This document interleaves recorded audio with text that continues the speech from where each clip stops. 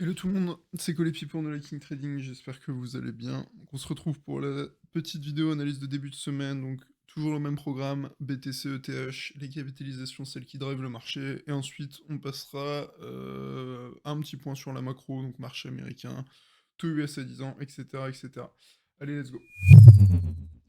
Donc pour commencer BTC, donc on est toujours au-dessus de ces 22 000 dollars dont on a parlé pendant un long moment parce que c'est un niveau extrêmement important, donc niveau horizontal, confluence avec les moyennes mobiles court terme et nœud de volume important.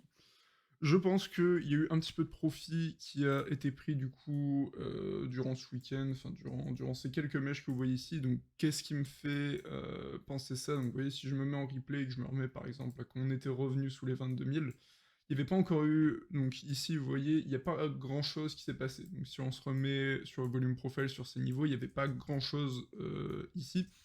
Et hop, du coup, je vais enlever le replay et me remettre à la bonne période. Et là, on peut voir qu'il y a eu un gros spike. Donc ça veut dire qu'il y a eu du volume échangé sur ces niveaux.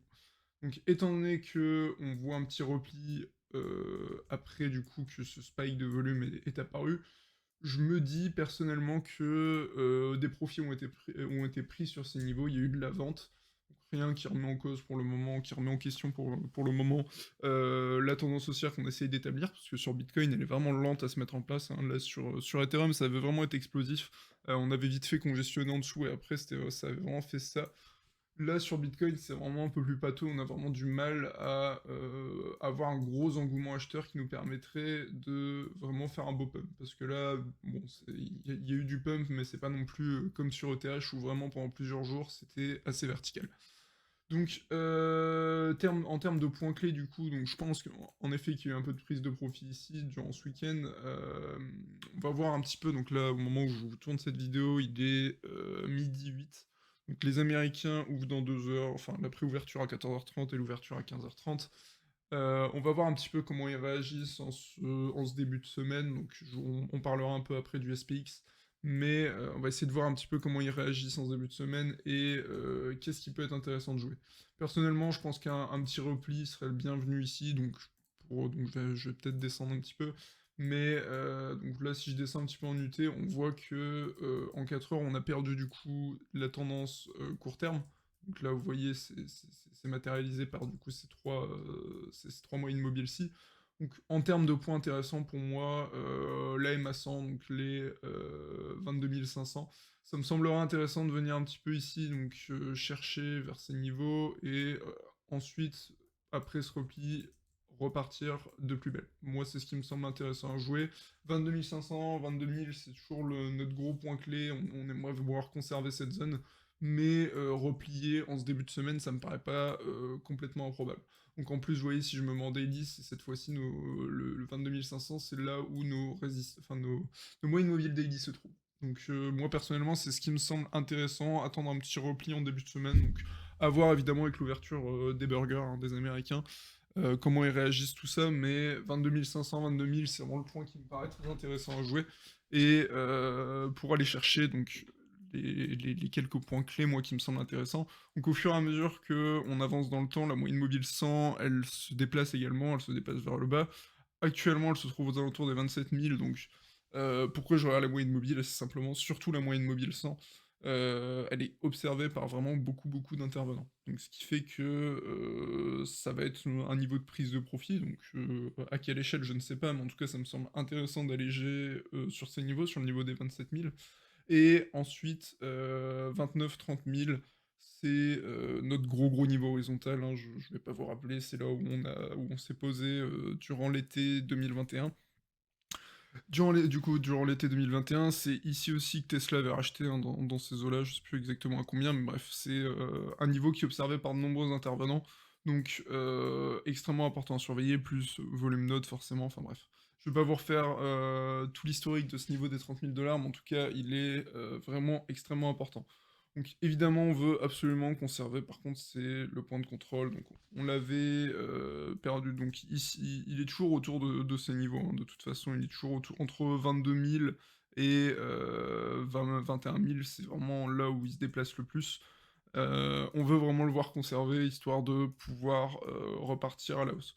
Donc La macro est toujours dégueulasse, même on en parlera après, mais ce mois d'août, on pourrait, totalement continuer de relief un petit peu. Donc il y a des chiffres sur l'inflation qui arrivent notamment la semaine prochaine, si je dis pas de bêtises, qui seront évidemment surveillés par beaucoup d'intervenants. Mais on va pas en parler tout de suite, pour l'instant BTC, point clé 27 000, 30 000, 22 000 et la bande basse de ce range à 19 000. Mais entre-temps, vous pouvez surveiller le point de contrôle annuel, qui est extrêmement important. Donc voilà, je pense que j'ai à peu près fait le tour sur le BTC, donc on va passer tranquillement sur Ethereum. Donc concernant l'Ethereum, donc pour en revenir encore une fois à la moyenne mobile 100, donc qui ici signifie en vert, on peut voir absolument la précision chirurgicale, en tout cas en daily. Vous voyez, on a vraiment touché tout pile ici et on est passé très brièvement au-dessus ici. Donc encore une fois, moyenne mobile 100, moi personnellement je l'apprécie pas mal celle-ci, je vous recommande de l'afficher sur vos graphiques. Elle peut être vraiment pertinente, surtout en grande unité de temps. Donc en daily H4, moi je la trouve vraiment très pertinente. En fait, je regarde d'abord ces moyennes mobiles-ci, donc les moyennes mobiles court terme, donc c'est plusieurs EMA entre 10 et 25. Donc vous voyez, ici on passe au-dessus de ce nuage de moyenne mobile, en plus on a la confluence, point de contrôle, gros nœud de volume, donc c'est intéressant. On passe au-dessus, on arrive à flip du coup ces moyennes mobiles court terme, et après du coup je regarde la moyenne mobile 100. Donc là vous voyez, si vous tradiez en fait entre ces deux moyennes mobiles, bah là pour le moment vous êtes plutôt bien. Et là normalement vous devriez avoir pris vos profits. En plus, évidemment, le niveau des 1800, c'est un volume non important, et c'est également notre niveau sur lequel on s'est assis durant l'été 2021, donc quand le BTC avait corrigé de 65 à 30K, c'est là où l'Ethereum s'était arrêté sur les 1800. Donc c'est pour ça que ça en fait un niveau important, c'est plutôt logique qu'on ait un petit peu de prise de profit sur ces niveaux. Encore une fois, je serais pas étonné d'un petit retracement pour aller chercher ces niveaux, pour aller chercher les 1550, 1600, mais je pense que les 2000 sont vraiment atteignables pour ETH. Donc c'est... hop. Donc ça serait ici. Donc ce nœud de volume en fait, hein, les 2000, mais c'est surtout ce nœud de volume. Je pense qu'on peut se replier un petit peu. Comment en profiter pour recharger un petit peu, faire un petit peu le plein, avoir des nouveaux acheteurs, des gens qui sont intéressés de rentrer, parce qu'évidemment personne n'a envie de rentrer sur ces niveaux, étant donné que c'est une zone évidente de prise de profit. Évidemment, il y a beaucoup de shorts aussi qui s'accumulent ici, faut pas déconner. Beaucoup de gens vont essayer de shorter ce niveau parce que bah, il est très obvious. Je serais pas étonné qu'on leur donne un petit peu raison et que on commence à se replier, qu'ils se disent que c'est la fin avant d'aller chercher du coup ce niveau des 2000. Et là, à ce moment-là, on avisera. Du coup, on sera bloqué cette fois-ci dans ce range entre les 1800 et les 2000. Et pour moi, là, ce sera encore une fois prise de profit. Même si vous aviez acheté pour moi ce canal-là, donc je vais enlever. Hop. Je vais enlever ça. Si vous aviez acheté ce canal-là, pour moi, prise de profit ici, ça doit déjà être partiellement fait. Donc je vous dis, les 2000, les 2000 pour moi c'est atteignable, ça il n'y a pas de souci avec ça. Mais si vous aviez acheté de l'Ethereum sur ces niveaux-ci, pour moi, de la prise de profit, ça doit déjà être partiellement pris sur ces niveaux. On reste sur des niveaux extrêmement intéressants pour prendre des profits. Même si on a un repli et une nouvelle jambe haussière derrière, vous aurez une occasion de décharger encore plus haut. Pour moi là, il est un peu late pour acheter en swing, c'est vraiment assez late. À la limite intra-week, mais acheter en swing, c'est assez late. Donc voilà, Ethereum, les quelques points clés, 1800 points passés, 2000 points ou... Enfin, 1800 prise de profit et points passés, 2000 prise de profit, et là ça va commencer à être vraiment dur, je pense qu'on aura vraiment fait une bonne partie de la jambe haussière, de ce bear market rally, parce qu'encore une fois, moi personnellement, je reste assez persuadé qu'on est dans rien de plus qu'un bear market rally.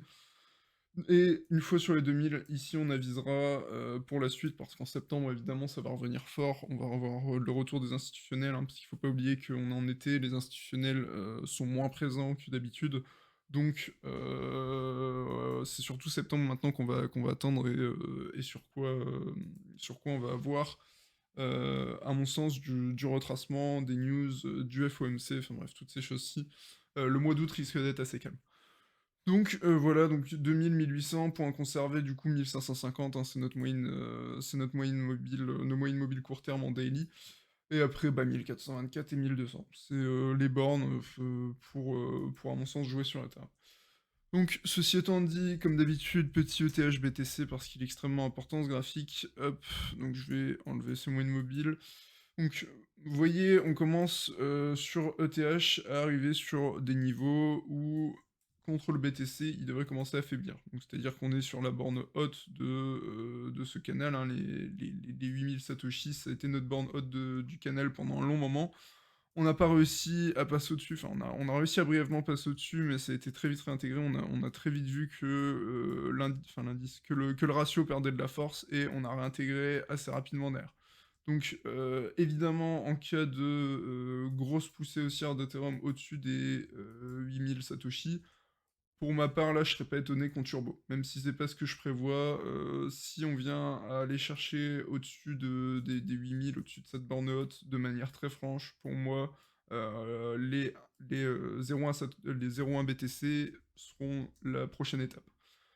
Seulement, j'ai vraiment du mal à y croire, donc dans un premier temps, parce qu'on est plus sur un marché qui va essayer de chercher la robustesse, donc c'est-à-dire la robustesse à l'échelle du marché de la crypto-monnaie, ça va être surtout le BTC, donc l'Ethereum n'est pas un choix débile, hein, qu'on soit clair, l'Ethereum reste un des actifs les plus solides, enfin le deuxième actif le plus solide à mon sens sur le marché des crypto-monnaies, mais les intervenants, les institutionnels vont à mon sens plutôt chercher la robustesse du BTC que le côté très tech et innovation d'Ethereum. Parce qu'il y a aussi également la narrative The Merge, donc qui arrive, enfin, comme on dit souvent, by the rumor sell the news, le merge devrait arriver du coup en septembre, et à mon sens, je serais pas très chaud pour être acheteur sur le merge, donc même si il fonctionne très bien, etc. En septembre. By the rumor sell the news, c'est en tout cas ma maigre expérience, mes 2 maigres années d'expérience m'ont appris. Et je pense continuer du coup dans ces eaux-là. Donc à mon sens, si on est sur des niveaux intéressants pour swapper ces ETH en BTC, mais évidemment à suivre. Pour moi, pour conserver du coup cette tendance baissière, donc moyen long terme sur BTC, il faut qu'on soit on fasse un equal high, donc c'est-à-dire sur ces niveaux, sur les 75-76 000 Satoshi, soit un sommet plus bas que le précédent, donc plus bas que de toute façon ces niveaux. C'est vraiment en fait cette borne qui compte, qui est à surveiller. Et du coup, côté BTC dominance, on est toujours extrêmement bas. Donc encore une fois, c'est pour ça que j'ai du mal à croire à une expansion des altcoins encore longtemps, à une performance d'altcoin encore longtemps. Honnêtement, encore une fois, je suis assez surpris hein, que les altcoins réussissent à bien performer dans ces périodes. Pour le coup, je suis un peu à contre-courant. Personnellement, je reste sur le BTC essentiellement en intraday option swing. Enfin, pas swing sur le BTC récemment, mais intraday option surtout. Mais je suis assez étonné en tout cas qu'il n'ait de sous-performance du BTC par rapport à la large majorité des actifs. Je m'attends encore une fois à ce qu'on revienne sur les 50%, mais pour l'instant, il n'y a absolument rien qui m'indique un changement de tendance. Donc ces dernières semaines ont été marquées par un BTC qui perd vachement en force, donc ce qui est plutôt cohérent en fin de compte avec l'expansion des actifs risk-on sur les marchés tradis. Là, pareil, les altcoins, c'est ce qui est considéré comme très risqué à l'échelle du marché des crypto-monnaies, donc c'est plutôt logique que on ait une baisse du coup de la Bitcoin dominance. Donc pour le coup, là, c'est simplement moi qui ai eu une assez mauvaise lecture du marché sur ce coup-là. Mais ça arrive. De toute façon, je reste assez persuadé qu'on retrouvera ces 50%. Je pense que les alts vont encore bien souffrir pendant les prochains mois. Donc c'est mon avis perso, mais je pense qu'on est vraiment pas au bout de nos surprises pour ces dernières. Donc voilà, je pense qu'on a à peu près fait le tour côté BTC, dominance ETH et Ethereum BTC, donc on va passer sur les marchés américains. Donc concernant du coup tout ce qui est macro, marché US, etc., qui évidemment conditionne énormément le marché des cryptos. Donc pour le moment, on est au niveau du SPX sur un point crucial, on peut le dire, étant donné qu'on est, vous voyez, dans ce nœud de volume ici, donc là ce que vous voyez c'est le volume profile sur l'année, donc normalement il commence au 1er janvier, enfin 3 janvier pour attendre l'ouverture des marchés US, mais en tout cas on est actuellement sur ce gros nœud de volume. Donc, personnellement, je pense que ça peut être intéressant d'être short sur les cryptos. Donc, évidemment, le short est plus difficile que le long. Restez méfiants si c'est quelque chose que vous n'êtes pas habitué à faire. Réduisez beaucoup vos tailles de position histoire d'être safe. Enfin bref, apprenez avant de bourriner au niveau du short. C'est pas aussi facile à placer qu'un long, en tout cas, je trouve. Mais donc, vous voyez, sur ce HVN, du coup, actuellement, donc gros HVN, et en dessous, du coup, c'est relativement faible en termes de volume, donc jusqu'au 4015, on va dire. Donc pour moi, ça peut être intéressant du coup d'être short, crypto jusqu'aux 4015 si on vient du coup, sur ces niveaux. Donc si on vient à perdre en fait le HVN dans lequel on est actuellement. Donc je vais me mettre peut-être en 12 heures, ce sera peut-être un peu mieux. Je vais enlever un petit peu mes gribouillis, on va les refaire ensemble. Hop. Ok, donc vous voyez, on est en plein dedans actuellement. Si on vient en fait à perdre, on va dire ici, le trait en pointillé, je me remets en 1 heure. Donc, vous voyez, le trait en pointillé est important. On va hypothéquer que c'est une déviation. Et si on perd du coup ce niveau-là, donc les 4100, 4105, on va dire à la louche, ça peut être intéressant de rentrer short sur les cryptos, parce que de toute façon, il y a de très fortes chances pour qu'on soit oméga corrélé, donc là, la corrélation est revenue à peu près à un gros niveau, enfin quasiment à 0,95 si je dis pas de bêtises. Donc, grosse corrélation, et c'est surtout ce marché qu'il faut surveiller. Donc, l'ouverture des marchés US, elle se fait enfin, à partir de 14h30. Enfin, là, les futurs sont ouverts depuis minuit. À 14h30, on a la préouverture, et à 15h30, on a la vraie ouverture. Donc, pour vous donner un ordre d'idée, à partir de 14h30, vous pouvez en vrai commencer à surveiller activement. Là, pour le moment, c'est plutôt calme. Donc, vous voyez, à mon sens, si on perd les 4105, 4100, ça pourrait être intéressant de jouer short sur les cryptos jusqu'à ce que le SPX soit de retour en fait sur les 4020 à peu près, donc 4020 qui est notre prochain nœud de volume. Hop, donc s'il veut bien charger, ok. 4020 qui est notre prochain nœud de volume important. Donc c'est ce qui me semble intéressant à jouer pour ce début de semaine, hein, pour la semaine. Et au 4020, on verra un petit peu. Donc si on vient comme ça sur ces niveaux et qu'on réussit à reprendre derrière, là, ça pourrait être intéressant de rentrer. Donc histoire de jouer cette fois-ci le range du coup entre ces deux HVN, donc le HVN des 4100 et le HVN des 4020.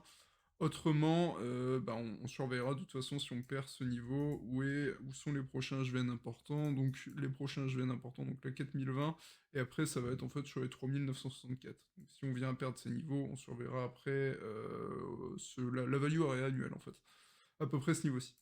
Donc voilà, pour le SPX, ce que je compte jouer du coup en fait avec les cryptos, donc évidemment pour short, le but, enfin si vous êtes à l'aise avec les altcoins, si vous êtes que sur le BTC comme moi, c'est pas relevant, mais si vous êtes beaucoup sur les altcoins, essayez de repérer celles qui sont le plus faibles, donc vous checkez, j'en dis une au pif, j'en ai aucune idée, mais par exemple Solana, vous regardez pour shorter Solana, regardez si elle est faible par rapport au BTC, donc vous checkez le ratio, je suis sur le DXY, mais donc vous checkez le ratio sol BTC, donc là on est sur une résistance, je vais mettre en peut-être un peu plus court terme, elle a l'air de sous-performer un petit peu ces dernières heures contre le BTC, donc ça peut être intéressant d'essayer plutôt de shorter Solana par exemple. Donc vous voyez, si vous essayez plutôt d'être short sur les alts, essayez de repérer des alts qui sont faibles, parce que sinon bah, c'est dommage, vous risquez de perdre un petit peu de plus-value. Donc voilà, pour du coup le SPX c'est fait, maintenant on va passer sur le DXY hein, qui se replie un petit peu actuellement, donc hop. Donc cette tendance daily pour le moment a été perdue, donc on le voit de toute façon, hein, elle a déjà été perdue le temps de quelques jours, donc je m'attends pas non plus à un changement de tendance de fond durable, mais celle qui a jamais été perdue et qui a été beaucoup de fois travaillée, c'est la MA100 encore une fois de toute façon. Donc on est passé au-dessus en juin 2021, et depuis on a toujours resté au-dessus. Donc vous voyez ici, on a eu quelques petites mèches qui sont arrivées vers ces niveaux. Quelques petites mèches, et donc maintenant on va voir, étant donné qu'on a perdu cette tendance daily à court terme, donc les EMA entre 10 et 25, on peut maintenant checker pour les 103, 104 dollars, donc évidemment elle va bouger cette moyenne mobile. Ces niveaux pourraient être intéressants pour repasser vraiment très risk-off. Essayer de vraiment prendre des profits quand on reviendra sur ces niveaux-ci, parce que le DXY risque de reprendre de la force, donc le dollar risque de reprendre la force. Enfin, le DXY est la réplique du dollar, donc si le DXY reprend de la force, le dollar reprend de la force, mais surtout, ça sera moins intéressant pour les investisseurs d'être placés en crypto. Donc il risque d'y avoir une prise de profit, et c'est quand le dollar est fort qu'on veut essayer de passer ces cryptos en... Enfin, c'est quand le dollar est plus faible que depuis ces derniers mois qu'on veut essayer d'en réaccumuler, du coup d'échanger, de troquer ces cryptos contre du dollar.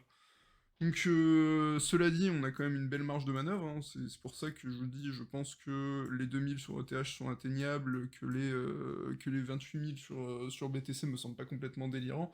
Je pense que c'est complètement faisable, hein, surtout que là, du coup, le DXY a l'air de nous donner raison. Mais à suivre dans les prochains jours, on veut revenir, on veut s'approcher de cette moyenne mobile 100 et là ça serait un très bon niveau pour repasser en dollars. Donc voilà, c'est DXY, je vous recommande vraiment de le suivre, il est vraiment super important. Les moyennes mobiles font clairement le taf, surtout la moyenne mobile 100. Donc là, vous regardez, tant qu'on est au-dessus d'ici, vous tentez rien, et quand on la perd, vous pouvez essayer de passer un petit peu en crypto jusqu'à la moyenne mobile 100. Par exemple, ça peut être des strats, mais en tout cas, je vous recommande vraiment d'avoir ce graphique sous l'œil parce que il est super pertinent, il vous donne un bon avantage sur la psychologie des intervenants et sur ce qu'ils essayent de jouer en ce moment.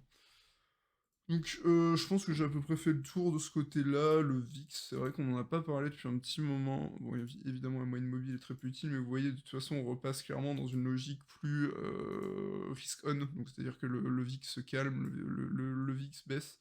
Donc plus de sentiments risk-on, les intervenants se permettent de prendre un petit peu plus de risques. Encore une fois, je pense pas que ça va durer. Je reste de mon côté là-dessus. Je suis complètement ouvert au débat là-dessus, mais je pense pas qu'on est sur une nouvelle tendance haussière durable. Un bottom, encore une fois, un bottom, ça se fait pas comme ça. Ça se fait plutôt comme ça, donc crash, nanana, et après là on commence à bottomer. Et là, c'est cette longue période d'ennui donc, qui se situe ici, parce que là, bon, c'est fait à l'arrache, mais vous voyez, c'est vraiment une longue période où juste il se passe que dalle et tout le monde a envie de péter un câble et give up. C'est vraiment un ennui en fait que j'attends pour rentrer big long terme sur les cryptos. C'est ça qui m'intéresserait. Encore une fois, on parle pas mal du court terme, etc. Bon, là, je pense qu'il est un peu tard pour rentrer, du coup, comme je suis assez bearish moyen terme. Mais dans l'absolu, pour les 10 prochaines années, si vous êtes vraiment dans cette logique d'investissement, rentrer sur de l'Ethereum à 1005, 1007, bon, là, encore une fois, on vient de faire un gros relief, donc c'est dommage, je pense. Mais tous les prix qu'on voit actuellement sont vraiment pas délirants, que ce soit pour BTC-ETH. J'ai un peu plus de mal à me projeter pour les altcoins, mais BTC-ETH, on est encore une fois pas sur des prix complètement débiles. Si vous êtes là pour rentrer et pour faire de l'investissement très long terme, on n'est vraiment pas sur des prix débiles. Parce qu'on peut croire du coup que je vous dis de surtout pas investir à long terme. Non, c'est juste...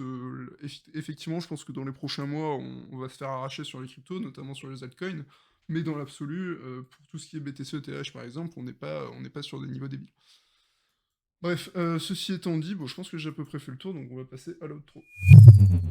Donc voilà pour aujourd'hui l'équipe, j'espère que ça vous aura aidé, j'espère que ça vous aura plu. Si c'est le cas, comme d'habitude, n'oubliez pas le petit pouce bleu, l'abonnement, c'est hyper important pour nous soutenir. Également, n'hésitez pas si vous avez des questions à me pinguer, de toute façon je suis toujours dispo, soit j'ai réponse à votre question et j'y répondrai, soit je vous retransmettrai des liens, ou en tout cas j'essaierai de faire mon possible. Je vous invite évidemment à rejoindre le Discord No Liking Trading dont vous trouverez le lien dans la description. Et pour terminer, notre partenaire officiel pour trader les crypto-monnaies, c'est Bybit, et vous trouverez un lien de parrainage dans la description. Sur ce, je vous souhaite à tous une très bonne semaine et surtout un bon trading. Salut!